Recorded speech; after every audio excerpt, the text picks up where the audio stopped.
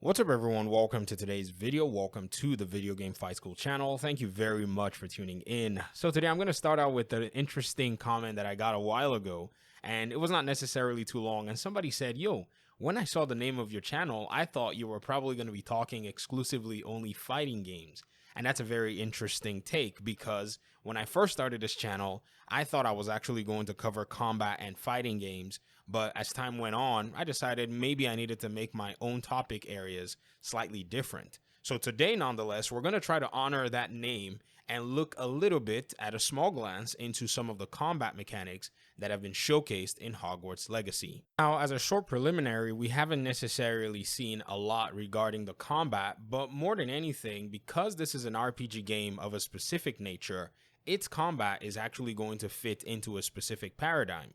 If you watch any of the reveal trailers, you can already tell that this is going to be a combat system that involves extensive casting of varying magic types and being able to evade and possibly make yourself immune to enemy attacks. This already to me is quite satisfactory because there really isn't much that I'm expecting from a game like this that is actually very much centered around magic, so it'd be weird for us to see anything that's out of that particular paradigm. So my best guess is the enemy types are really going to determine how combat is going to be very varied. So for those of you who may or may not necessarily understand what I mean, let me give you an example of another video game that allows for its enemy types to determine the way the combat varies. A big and a very good example of that is Ghost of Tsushima. Ghost of Tsushima is a melee combat game where you as a samurai are using just your katana for the entirety of the game. So the developers decided that stances are going to determine how you fight as a samurai, and each stance determines how you attack a different enemy type or enemy class.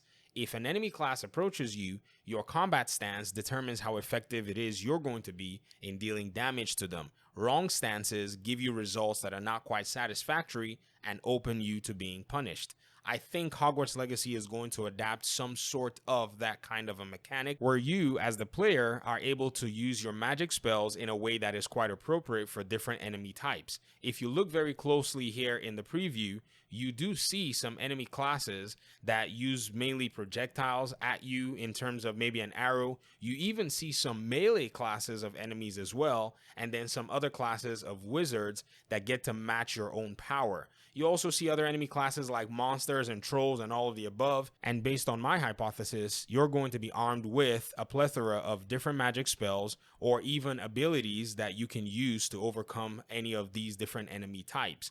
My biggest interest nonetheless will be to see how the developers intend to do boss fights and boss encounters. I think this is a very interesting aspect of the game because if you've been paying attention and you look at the reveal trailer, it seems like the game emphasizes a lot of exploration, which I think ties into progression to make you as the player stronger. So you're approaching these structures, you're going to these locations where you're probably going to have to unveil secrets, because if you guys noticed, there were some puzzles that you had to do where you use some of your magic abilities to be able to overcome the obstacles. I believe that a reward mechanism is probably going to be maybe some kinds of skill points or abilities that you get to discover to make you stronger. So how you're going to take your newly developed abilities, deal with enemy NPCs, and be able to overcome bosses is what I feel is going to make for the core combat of this particular game. One really cool and interesting thing that I would like to see is the ability for you as a player to learn spells and learn new abilities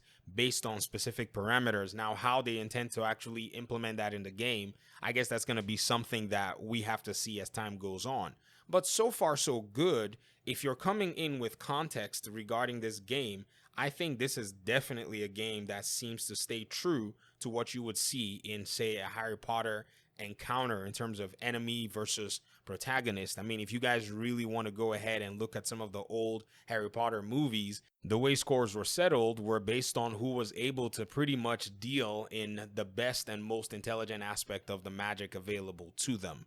But nonetheless, I look forward to seeing how the developers are going to use the enemy classes, use the abilities to be able to make combat fun and varying for the player's own enjoyment, because like I said earlier, you can easily categorize this combat system into just a casting and an evade system, but you can use all kinds of different elements to build from there and create an entire bank of treasure where combat is something that is not only satisfying but also engaging and has layers of depth to it. So these are my preliminary observations nonetheless. I'm looking forward to a little bit more regarding the gameplay, and I'm going to be looking at other clips that we've seen in the past to try to see if I can glean a few more details, and I'll be happy to present them to you guys. So thanks so much for watching the video. I really do appreciate you guys so much, and hopefully we'll talk very soon. Peace out.